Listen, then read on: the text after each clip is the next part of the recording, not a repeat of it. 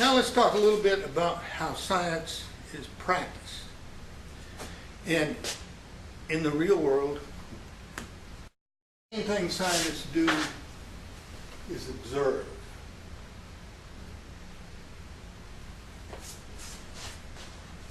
They pay attention to what they look at. And they look at the details. They see the forest and the trees. And a good scientist sees things that other people look at but don't see. Let me give you an example that maybe you've read about, and if you haven't, you probably will, somewhere in your coursework, when you cover evolution. And that's this experience that Darwin had when he went to the Galapagos Islands and studying the different animals and plants and so forth.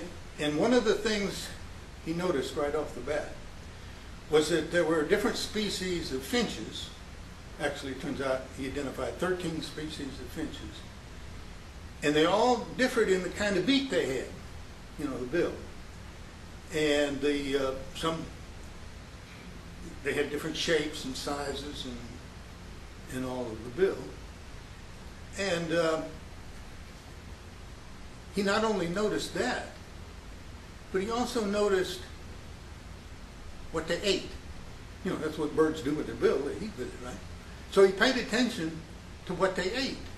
And he noticed that they ate different things. You know, some of these finches ate nuts that they had to crack. Well, guess what kind of bill they had to have to do that? You know, big, strong, stout bill.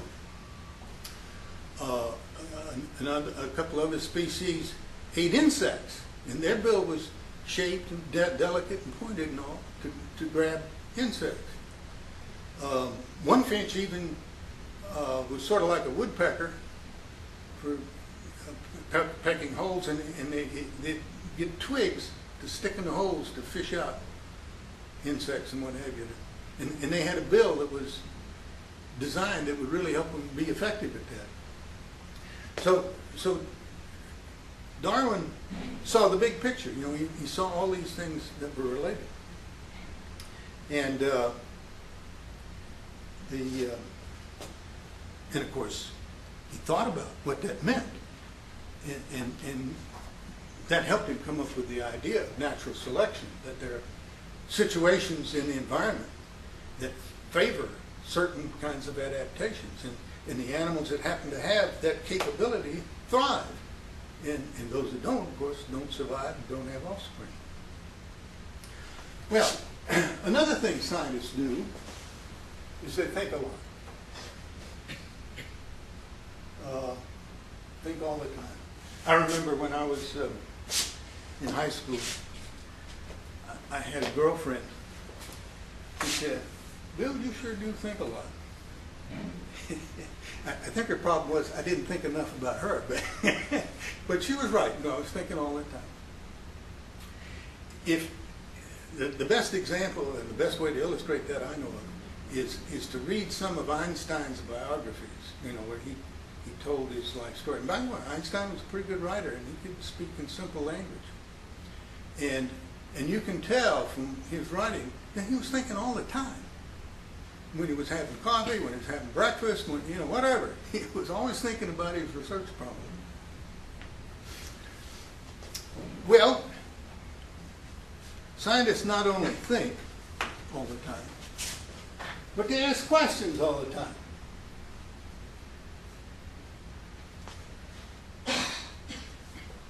And they want to know, why are things that way? How does it work?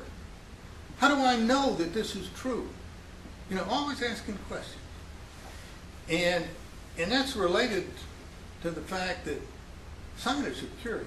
You know, they don't just accept things at face value. They want to know more, and they want to learn a lot.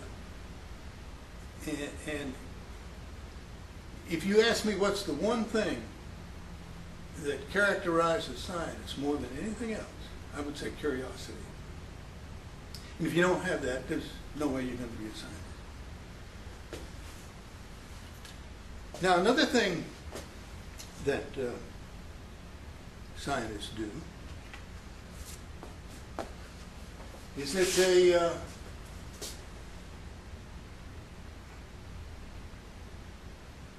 come up with ideas to answer their own questions. If your teacher has talked to you about scientific method, you already know about the hypothesis. You know, the hypothesis is an informed guess that answers a question you've raised. And this is a necessary step in trying to get your questions answered. And part of that, of course, requires you to be creative in coming up with some kind of experimental design that will test your hypothesis to see if it's really true.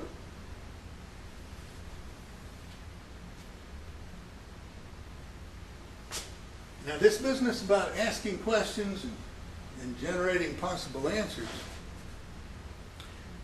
is at the heart of what it takes to be a productive scientist. And scientists do this naturally. They really don't have much choice. That's just the way they're built. I remember when I was a faculty member in the biology department, and I was acting as department head, my dean, Mac Prescott, asked me one day, Clem, what can we do to get our professors to be more productive in research? And I thought about it for a while, and I said, not much. He said, what do you mean, not much? And I said, I mean what I said. If you want people to be productive, you got to hire the kind of people who would do research if you made it illegal. Well, that wasn't the answer he wanted to hear, but and it is also true that there are things that can be done to remove some obstacles, you know, to get in the way of research. But if you don't have people who are driven to do research, there's not much you can do to get research out of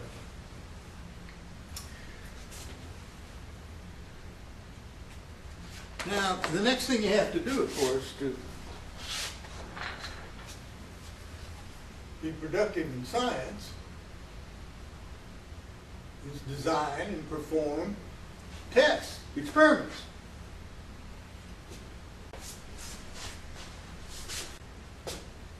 Designed to see if your hypothesis is correct or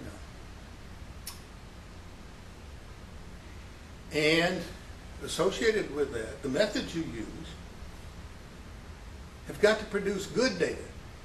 Data you can believe in, that you can trust. You got to make sure your instruments are calibrated and that the data that you get are reliable.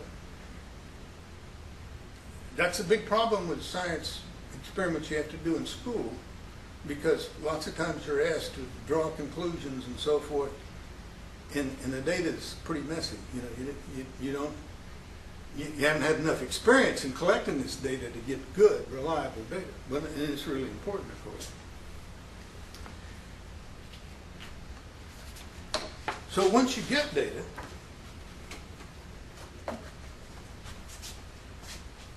you have to analyze it.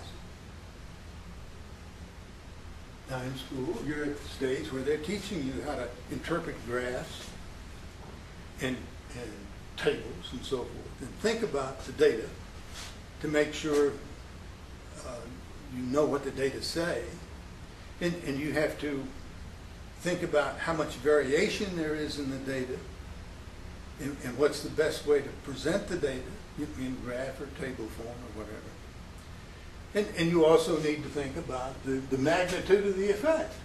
You know, you can get an effect of your treatment that's so small that it doesn't mean much. You know, it doesn't have much practical value. So all of these things have to be taken into account.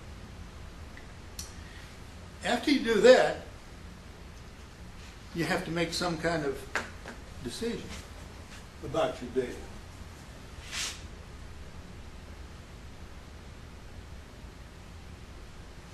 And in science, decisions are based on the evidence, not what you hoped would happen or what you thought would happen, or what you wished would happen. You've got to look at what did happen and draw your conclusions on the basis of that. Your data may not have supported the hypothesis. That's okay. You get a better hypothesis. You know what's wrong. That's a start. You may not yet know what's right, but you've eliminated something that's wrong. And in any case, in almost all research, it leads, hopefully, to ideas of what to do next. You remember the student I told you about who was an all-A student who never generated any ideas? This is what you got to do after you've finished your own project, is to think about the implications of your data. What does it mean? What's the significance of it? What can we do with that information and understanding? What should I do next in my next experiment? And this is where being creative comes in generating ideas. So, to sort of summarize all of this, let me say this: science is a cyclic process. You start off and you make observations, and you think about it. You ask questions. You design experiments. You collect data, and you evaluate the data, and you get new questions about what to do next. And this cycle repeats itself. There are several things that sometimes go wrong in thinking about research results. And I'm going to mention three of them. That these are errors that even good scientists make, and I've made them too, I have to admit. One common error is assuming that if two things go together, happen at the same time, that one must have caused the other. That's not necessarily true at all. Here's a common example. Rain and lightning. They go together, right? Neither one causes the other. And scientists have to keep that in mind all the time, because they fall into this trap of sometimes assuming that one thing is causing the other when something else is causing both of them. Another common problem is having blinders on and failure to think about alternatives, alternative hypotheses, alternative ways of thinking about the results and what they might mean. And the final common error is trying to extend the results of your little experiment too far. To maybe other species or other kinds of situations where it may or may not apply. You may or may not get the same answer. Oh, one more thing we ought to talk about, and it comes up in your classroom instruction all the time, is the difference between hypotheses and theories. Theories are a broader way of thinking about a science idea. The theories are very often not proved as well as a hypothesis can be.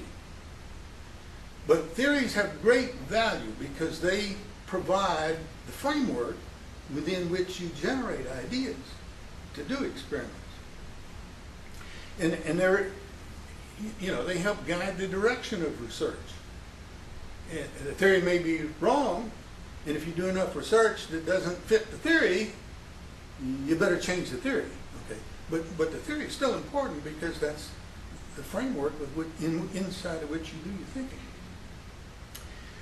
And a good theory, of course, is very helpful, not only because it guides your thinking, but it ties a lot of isolated facts together. Helps make sense of it all. And this was the great value of Darwin's theory of evolution. He had all these independent observations, and only evolution put it all together. It was a unifying way of looking at how living organisms interact. And of course, a good theory stands the test of time. And A lot of theories go down the drain. You know, some of them are just poor theories. But if they're good, they will last for decades, centuries. So, to summarize everything we've said, let me say this about inquiry learning. And try to remind us of, now, what is it you learn when you do inquiry learning in science?